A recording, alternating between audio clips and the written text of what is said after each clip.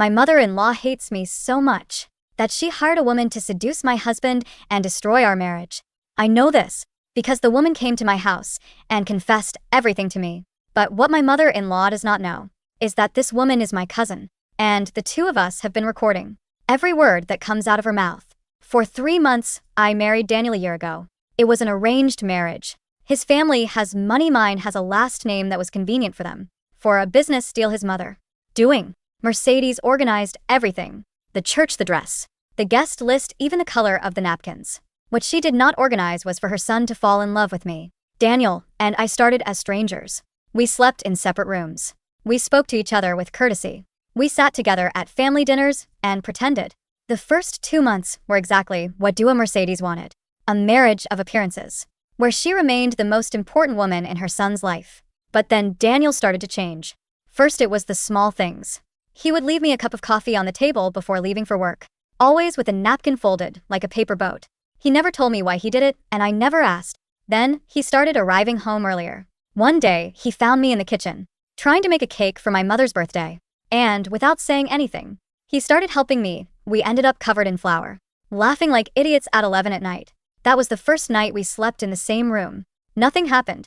We simply fell asleep talking in the darkness. He told me that as a child, he wanted to be a veterinarian. But his mother told him that was for people without ambition. I told him that I wrote poetry in secret. And he said, "Will you show it to me someday?" I was embarrassed, but I said, maybe Dua Mercedes noticed the change immediately. She started coming to the house without warning. She would show up at 7 in the morning with the excuse of bringing food. In reality, she came to inspect whether we had slept together, whether I was using her son's kitchen, whether I had changed anything. Danielito, what is this plant doing here? I did not put that plant there. I put it there, Dua Mercedes. I like lavender. She looked at me as if lavender were a personal offense. On a day Daniel told her mom called before coming. We need privacy. Dua Mercedes's face fell apart as if she had been slapped. From that moment she declared war on me. First it was the comments at family dinners. "Oh, Danielito, your wife is a little bit chubby. Are you not giving her too much food?" Then the comparisons, my friend's daughter really knows how to cook, that is a real wife. Not like others who do not know how to do anything. And then the poison gifts. Like my mother-in-law from the other story. She gave me wrinkle cream for my 24th birthday. A box of hair dye, because oh, my daughter, you can see gray hair, so young. And a book called How to Be the Wife He Deserves. Daniel got angrier and angrier with his mother.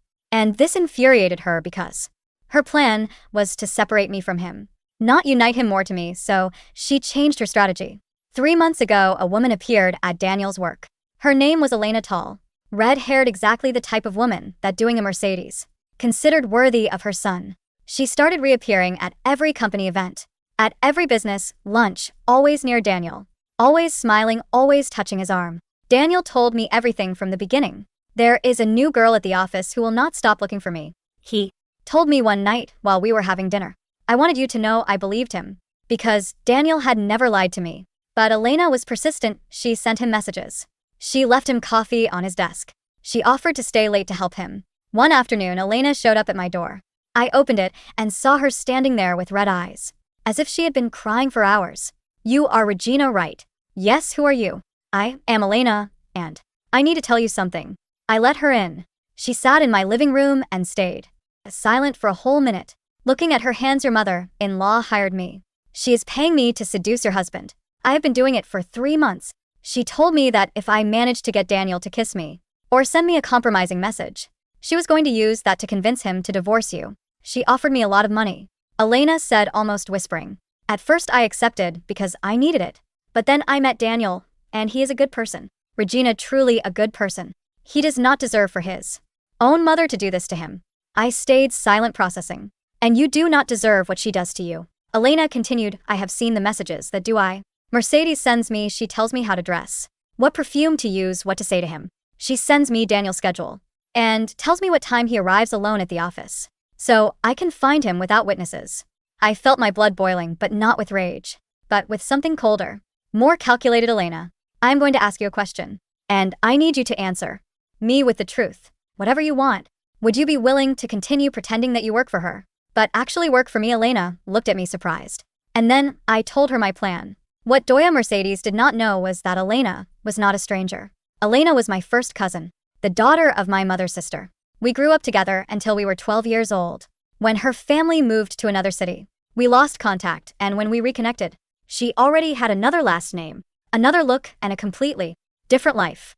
Doya Mercedes never connected us. When Elena came to my door, it was not the first time we had spoken. She had called me a month before when Dua Mercedes contacted her. And she told me, cousin, you are not going to believe what your mother-in-law wants me to do. That is where it all started. For 3 months, Elena recorded every conversation with Dua Mercedes. Every message, every instruction, every bank transfer, every audio, where Mercedes said exactly what she wanted to do with me. And with my marriage, we have 32 audios, 147 messages, and 4 videos. And Daniel does not know anything. That is the part that keeps me awake at night, because I know that when I show Daniel all of this, he is going to have to choose between his mother and me. And I do not want him to have to make that choice. But doing a Mercedes forced me to, because last night Elena called me trembling and told me, Regina, your mother-in-law changed the plan. She does not want me to seduce Daniel anymore. Now, she wants me to tell Daniel that you looked for me to seduce him, that you organized everything to make him jealous and manipulate him. She wants to flip the whole story and make you look like the villain. And she has an ace up her sleeve that I did not know about. Your mother-in-law has a contact at the courthouse, and she is moving papers to request the annulment of the marriage, without Daniel's consent, using a clause from the prenuptial contract that, according to her, you violated. What clause? The infidelity one. Regina, your mother-in-law is going to tell Daniel you were unfaithful to him, and the proof she is going to use is a photo. What photo? A photo of you entering a hotel with a man last week. I never entered any hotel. I know Elena said that is why she had it fabricated. I froze. Regina, you have to act before she does. I hung up the phone and sat in the darkness of my living room, with 32 audios on my phone, and a marriage that could collapse. Before dawn, I heard the door open. Daniel came and took off his shoes and came toward me, as he did every night, to give me a kiss. But tonight, he was carrying something in his hand, an envelope. He put it on the table and told me with a voice I had never heard from him, cold, distant, broken, Regina, we need to talk. My mother showed me something today, and I need you to tell me the truth. I looked at the envelope and knew exactly what was inside. Dua Mercedes had gotten ahead of us. Daniel didn't look at me. His eyes were fixed on the floor, his breathing shallow and erratic. He looked like a man who had been in a terrible accident and was just now realizing he was bleeding. Open it, I said. My voice was eerily steady, even to my own ears. His fingers trembled as he reached for the flap. He pulled out a stack of 5 glossy photographs and spread them across the wood. They were high quality, taken with a telephoto lens. In them, a woman with my exact hair color, my height, and wearing a coat very similar to one I owned was walking into the lobby of the Grand Hotel Belvedere downtown. In the next photo, her hand was resting intimately on the lower back of a tall, dark-haired man. In the final photo, their faces were angled toward each other, obscured by shadows and the angle of the shot, but the implication was undeniable. My mother's driver took these, Daniel said, his voice cracking. She brought them to my office today. She said she had suspected for weeks. She said she was trying to protect me. He finally looked up at me, and the devastation in his eyes nearly broke my resolve. He wasn't accusing me. He was begging me. He was silently pleading for me to tell him it was a lie, even as the photographic proof sat between us. I picked up the clearest photo and studied it. It was a brilliant forgery. The coat was a near-perfect match to my navy trench, but the buttons were brass, not tortoiseshell. The woman's posture was slightly slouched. I was a former ballet dancer, and Dona Mercedes had always hated my rigidly straight spine. I placed the photo back on the table. Daniel, what time did your mother say these were taken? Last Thursday. Around 3 in the afternoon. Last Thursday at 3 in the afternoon? I said softly. I was in the kitchen with you. You came home early because you had a migraine. I made you chamomile tea, and we fell asleep on the sofa watching the rain. Daniel blinked, the memory rushing back to him. His brow furrowed, the timeline clashing violently with the glossy paper on the table. But the photos. She swore, Regina. She cried. My mother cried in my office. She is a very good actress, I murmured. I walked over to him, gently taking his cold hands in mine. Daniel, I asked you once if you believed me when you told me about Elena. You said you did. I need you to trust me now, more than you ever have in your entire life. Can you do that? He swallowed hard, looking at our joined hands, and nodded once. I let go, pulled my phone from my pocket, and sat in the chair next to him. I opened my encrypted files. I am going to play something for you, I said. It is going to hurt. It is going to destroy the image you have of your mother. I am so sorry, Daniel. I never wanted you to have to choose, but she has forced my hand. I pressed play on audio file number 32. The silence of our living room was suddenly pierced by the sharp, aristocratic cadence of Donna Mercedes's voice. I don't care how much it costs, Elena. Find a girl who looks like her from the back. Dress her in a navy coat. The photographer knows exactly what angles to use to obscure the face. I want this done by Wednesday. I have already spoken to Judge Armenta. Once we have the photos, we file for the annulment based on the morality clause in the prenuptial. Daniel won't even have to sign anything until the process is already in motion. He will be too devastated to fight it. Then Elena's voice, playing her part perfectly. Are you sure about this, Donna Mercedes? Fabricating evidence is illegal. Mercedes scoffed, a cruel, grating sound. Legality is for poor people, darling. I am excising a tumor from my son's life. He will thank me when it's over. I paused the recording. Daniel was completely frozen. The color had entirely drained from his face, leaving him the shade of ash. His mouth was slightly parted, but no sound came out. He stared at the phone as if it were a venomous snake. That is Elena, he whispered. Why is she talking to my mother? Why does my mother sound like? He couldn't finish the sentence. Like a monster. He couldn't say it. Because Elena doesn't work for the company, Daniel, I explained gently. Elena was hired by her mother 3 months ago to seduce you. When you didn't fall for it, when you told me about her, your mother grew desperate. She changed the plan. Daniel stood up abruptly, his chair scraping violently against the floor. He paced the length of the room, his hands tearing through his hair. No. This is insane. Why would Elena help her? Why would Elena tell you? Because, I said, standing up to meet his frantic gaze, Elena's real name is Elena Castillo. She is my first cousin. We grew up together. Daniel stopped dead. He stared at me, his mind desperately trying to stitch together the massive, sprawling conspiracy his mother had built and the brilliant, silent counteroffensive I had orchestrated in the shadows. For 3 months, I said, stepping toward him. Elena has been recording every meeting, every phone call. We have the bank transfers. We have the receipts for the clothes she bought Elena to wear to your office. Your mother tried to ruin our marriage, Daniel. And when she realized she couldn't break us from the inside, she tried to frame me. I watched the stages of grief flash across my husband's face in the span of a minute. Denial, confusion, bargaining, deep, agonizing sorrow, and finally, settling into his dark brown eyes, a cold, absolute rage. It was a quiet fury. It was the anger of a good man who realizes his goodness has been weaponized against him. He walked back to the table, picked up the glossy photographs, and slowly, methodically, tore them into tiny pieces. He let the confetti of fake evidence fall into the trash can. Show me the rest, he said. His voice was no longer broken. It was made of iron. We sat on the rug in the living room until 4 a.m. I played him the audios. I showed him the text messages where his mother critiqued my weight, my background, my family. I showed him the videos of Mercedes handing Elena cash envelopes in the back of her Mercedes-Benz. With every piece of evidence, Daniel seemed to shed the boy who had tried to please his mother and hardened into a man who was ready for war. She thought I was stupid, Daniel said quietly, staring at a bank transfer receipt on my screen. She thought I was a puppet. And she thought you were just a prop. What do we do? I asked him. We have enough to go to the police. Blackmail, fraud, attempted perjury with a judge. Daniel shook his head slowly. If we go to the police, it becomes a public scandal. The company's stock plummets. The board of directors will panic. My mother knows this. She relies on the fact that I will always protect the family name to shield her from consequences. He looked at me, and for the first time that night, a dark, dangerous smile played on his lips. But she forgot one thing. The company isn't hers anymore. My father left 51% of the voting shares to me when I turned 30. She only controls her 30%. She has ruled through influence and intimidation, not actual power. So, how do we destroy her influence? I asked.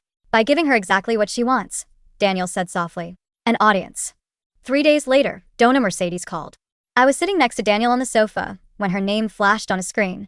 He put it on speakerphone, his face completely impassive. Danielito, her voice cooed, dripping with a sickening maternal sweetness. How are you holding up, my love? I'm surviving, mother, Daniel said, his tone perfectly hollow, sounding exactly like a defeated man. I know it is hard, my darling, but it is for the best. Have you spoken to her? We barely speak, Daniel lied smoothly. She is sleeping in the guest room. I smiled, leaning my head on his shoulder. He kissed my forehead while maintaining the tragic tone of his voice. Good. Don't let her manipulate you. Listen, darling, the judge has expedited the paperwork. I am hosting an intimate family dinner this Sunday at the estate. Just the inner circle, the board members, and our lawyers. I want you to bring Regina. Daniel frowned. Bring her? Why? Because we are going to present her with the annulment papers and the photographs, Mercedes said ruthlessly. We will give her an ultimatum. She signs the papers quietly, walks away without a single peso, and we keep the photos out of the press. If she fights, we destroy her family's reputation. It's cleaner this way. I want it done publicly, so she knows she has absolutely no allies. A public execution, Daniel murmured. Unnecessary surgery, his mother corrected. Sunday at 8, Daniel. Dress well. She hung up. Daniel tossed the phone onto the cushion. She invited the board. She wants to show them that she is still the ruthless matriarch who protects the company's assets. She is going to use your humiliation as a power play. Then we better give them a good show, I said. I spent the next 2 days working with Elena. She was thrilled. Elena had always been a wild spirit, and playing the role of a corporate spy had been the thrill of her life. Daniel, meanwhile, spent hours with his personal corporate attorneys, men entirely loyal to him, not his mother. They drafted documents that made my head spin. Sunday evening arrived with a heavy, looming thunderstorm. The air was thick and electric as we drove up the winding, cypress-lined driveway to Dona Mercedes' estate. I wore a dark, tailored suit. No dresses. No pastels. I dressed like a woman walking into a boardroom, not a slaughterhouse. Daniel wore a sharp charcoal suit.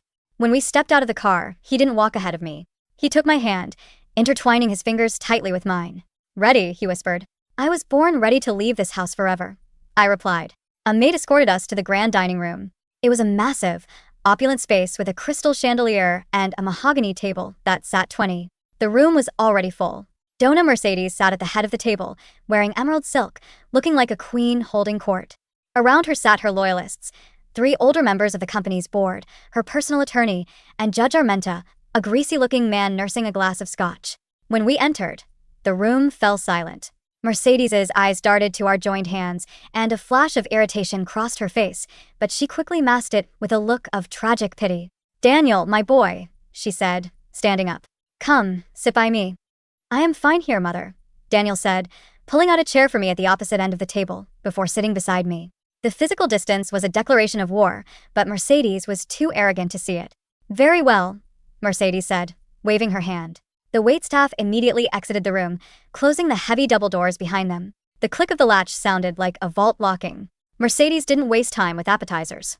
She nodded to her attorney, who stood and placed a thick manila folder on the table, sliding it down toward me. Regina, Mercedes began, her voice echoing in the cavernous room. I will not mince words. You have betrayed my son. You have disgraced this family. We have irrefutable photographic evidence of your infidelity. Because of this, you have violated the morality clause of your prenuptial agreement. The board members stared at me with varying expressions of disgust and pity. Inside that folder, Mercedes continued, her eyes gleaming with triumph, are annulment papers. You will sign them tonight. You will pack your bags and leave my son's house by midnight. In exchange, we will not leak the photos to the press, and we will not sue your family for the damages your scandal would cause our stock. It is a generous offer. I didn't touch the folder. I looked at Daniel. He was perfectly calm, watching his mother with a detached, clinical interest, like a scientist observing a fascinating, disgusting insect. And if I don't sign? I asked quietly. Judge Armenta spoke up. Then I will fast-track a divorce based on fault, young lady. You will be dragged through the courts. You will be left penniless, and the social ruin will be absolute. Take the deal. You have no leverage, Regina, Mercedes said, smiling a thin, bloodless smile. You are entirely outmatched. You thought you could sink your claws into my family's wealth, but you are nothing but a common. Before you finish that sentence, mother, Daniel interrupted, his voice echoing loudly in the quiet room. There is one more guest who hasn't arrived. Mercedes frowned. What are you talking about? Everyone who needs to be here is here. Right on cue, the heavy double doors swung open. Elena walked in. She wasn't wearing the tight, seductive dresses Mercedes had bought for her. She was wearing a simple pair of jeans, a leather jacket, and a relaxed smile. She carried a sleek silver laptop under her arm. Mercedes's eyes widened in shock, then quickly morphed into confusion. She looked at Elena, then at Daniel. She clearly thought Elena was a surprise witness Daniel had brought to confront me. Mercedes recovered quickly, looking at the board members. Gentlemen, this is the young woman who witnessed Regina's terrible behavior. Elena, dear, you didn't need to come, but since you are here, please tell my son the truth. Elena walked the length of the room. She didn't stop near Mercedes. She walked straight to our end of the table, pulled up a chair right next to me, and sat down. She opened her laptop and connected it to the room's Bluetooth audio system. Hello, Dona Mercedes, Elena said cheerfully. Or should I say, boss? Mercedes stood up. What are you doing? Sit over here. Elena ignored her, turning to me. Cousin Regina, you look beautiful tonight. A pin drop could have been heard in that room. The blood violently drained from Dona Mercedes's face. She gripped the edge of the mahogany table. Cousin, she whispered. Elena Castillo, I said, finally speaking up, looking directly into Mercedes's terrified eyes. My mother's sister's daughter. It's funny how a simple background check could have saved you so much money, Mercedes. But you were so focused on your own brilliance, you didn't look closely at the weapon you bought. This is a trick, Mercedes shrieked, suddenly losing her aristocratic composure. She looked at the board members, who were now exchanging alarmed glances. Daniel, she is lying. They are conspiring against me. Are they? Daniel asked coldly. He gestured to Elena.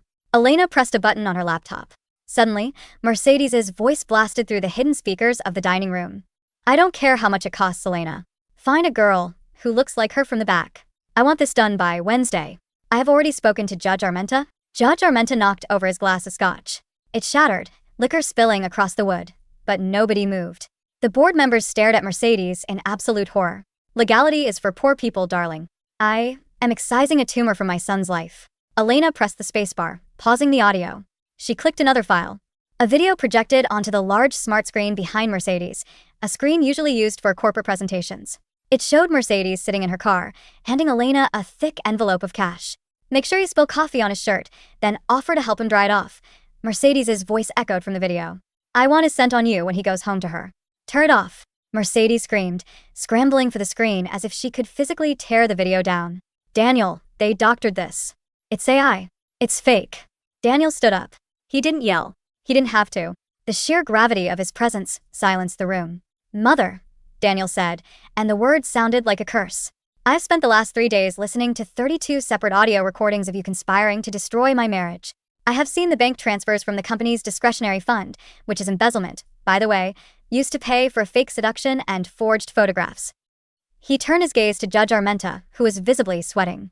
And you, Victor, conspiring to fast-track fraudulent legal documents. My lawyers have already sent copies of these audios to the Judicial Ethics Committee. If you are not off the bench and out of this country by Friday, I will personally see you put in a federal prison. Armenta didn't say a word. He stood up, practically tripping over his chair, and bolted from the room. Daniel turned back to his mother. Mercedes was trembling, her emerald dress suddenly looking like a clown costume. She looked at the board members for support, but they were seasoned businessmen. They recognized a sinking ship, and they were already mentally distancing themselves from her. Daniel, please, Mercedes gasped, tears, real ones this time, spilling down her cheeks. I did it for you. She isn't one of us. She doesn't understand our world. I just wanted you to have a wife who what? Who I could control. Like you control my father? Like you tried to control me? Daniel shook his head, a look of profound disgust on his face. Regina gave me a life, Mother. She gave me warmth. She gave me a home. You gave me a corporation. Daniel reached into his jacket and pulled out a sleek, black folder. He tossed it down the table. It slid perfectly, stopping right in front of Mercedes. What is this? She whispered. That is a severance agreement, Daniel said. As the majority shareholder, I called an emergency proxy vote this morning with the silent partners. You are officially removed from the board of directors, effective immediately. You will surrender your voting rights. You are barred from the corporate offices. You can't do this, she screamed, slamming her fists on the table. I built the empire. I am your mother. You are my mother, Daniel corrected softly. Now, you are just a liability. He looked at the 3 board members. Gentlemen, the company is undergoing restructuring. You will receive memos tomorrow morning. Have a good evening. They didn't need to be told twice. The 3 men gathered their things and hurried out, desperate to escape the blast radius of the matriarch's downfall. Soon it was just the 4 of us in the massive, silent room. Elena quietly closed her laptop, packed it into her bag, and stood up. Well, this was fun. Regina, Daniel, drinks are on me next time. Ciao, Dona Mercedes. Thanks for the bonus. With a wink, Elena walked out of the room, leaving the doors wide open. Mercedes collapsed into her chair, burying her face in her hands, sobbing uncontrollably. It was a pathetic sight. A woman who had wielded power like a butcher's knife, now bleeding out from her own careless cuts. Daniel watched her for a long moment. There was no triumph in his eyes, only a deep, profound sadness. He was mourning the mother he thought he had, burying her right there in the dining room. Let's go home, he whispered to me. I stood up, leaving the annulment folder untouched on the table. We walked out of the estate together, into the cool night air. The thunderstorm had passed, leaving the scent of wet earth and ozone in its wake. The sky was clear, peppered with stars. When we got into the car, Daniel didn't start the engine immediately. He leaned his head against the steering wheel and let out a long, shuddering breath. The adrenaline was fading, leaving behind the exhaustion of the emotional slaughter. I unbuckled my seatbelt, slid across the console, and wrapped my arms around him. I pulled his head to my chest, burying my face in his hair. He wrapped his arms around my waist, holding on to me as if I were the only solid thing left in the universe. He cried silently, his shoulders shaking, mourning the death of his family as he knew it. I just held him, kissing the top of his head, letting him break, so he could finally rebuild himself. 6 months later, the corporate fallout had been brutal but swift. True to his word, Daniel took absolute control of the company. Without Mercedes's toxic, micromanaging presence, the culture shifted. The stock took a minor dip, then soared as Daniel implemented progressive changes his mother had blocked for a decade. Mercedes retreated to a summer home in Europe, exiled by her own hubris, living on an allowance Daniel strictly monitored to ensure she couldn't fund any more projects. Elena used the money Mercedes had paid her to open a small, boutique private investigation firm. She joked that she had found her true calling. As for Daniel and me, the house finally felt like ours. We burned the How to Be the Wife He Deserves book in the fireplace on a cold Tuesday night, drinking wine and laughing until our sides hurt. It was a Sunday morning when I woke up to the smell of fresh coffee. I stretched, feeling the warm sunlight filtering through the curtains of our shared bedroom. I walked downstairs in my oversized sweater. Daniel was in the kitchen. He was wearing sweatpants, his hair a mess, trying to flip a pancake and failing miserably. The counter was covered in flour, a tragic casualty of his culinary ambitions. "You're awake," he smiled, abandoning the ruined pancake. "You're a menace to this kitchen," I teased, walking over and wrapping my arms around his waist from behind. "I'm practicing," he defended, turning around to face me. He wiped a smudge of flour from my cheek. "Besides, I had to make sure you were properly fed. Wouldn't want you getting too thin." We both laughed at the memory of his mother's insults, the words no longer holding any venom, just the ridiculous echo of a defeated ghost. He reached behind him, picking up a cup of coffee. He handed it to me. Next to it, resting on the saucer, was a white napkin, meticulously folded into the shape of a paper boat. I looked at it, smiling. "You never did tell me why you started making these." Daniel leaned against the counter, looking at me with a softness that still made my heart skip a beat. "When I was a kid, maybe 7 or 8, my father took me to the park. It had rained, and there were these huge puddles. I folded a paper boat from a newspaper and put it in the water. My mother saw it, snatched it out of the water, and threw it away. She told me to stop playing with trash, that I was destined to captain a cruise ship, not play with paper boats in the mud." He reached out, trailing a finger down the side of my face. "For a long time, my life was exactly what she designed. A massive, heavy cruise ship, sailing exactly where she commanded. When I met you, when you moved into this house, I felt like I was allowed to be small again. I felt like I could just be me. The boats were, I don't know, a rebellion. A way of telling you that with you, I didn't want to be the CEO. I just wanted to be the boy in the park." Tears pricked my eyes. I set the coffee down, picking up the small paper boat. It was fragile, simple, and perfect. "I brought something for you, too," I whispered. I pulled a folded piece of paper from the pocket of my sweater. It was slightly worn at the edges. I handed it to him. Daniel unfolded it. He read the handwritten words, his eyes scanning the lines of ink. It was the poem I had written the night we first fell asleep talking in the dark. A poem about a man who built a shelter out of silence, and the woman who learned to sing inside it. He finished reading, looked up at me, and his eyes were bright. "It's beautiful," he whispered. "It's yours," I said. "Everything I am, it's yours." Daniel pulled me into him, his lips meeting mine. It wasn't a kiss of desperation or gratitude. It was a kiss of absolute, unshakable peace. We were no longer strangers in an arranged marriage, playing parts written by a tyrant. We were just Daniel and Regina. We stood in our messy kitchen, smelling of coffee and flour, surrounded by the lavender plants I had placed in every window. The empire outside belonged to the world, but this quiet, beautiful sanctuary belonged entirely to us.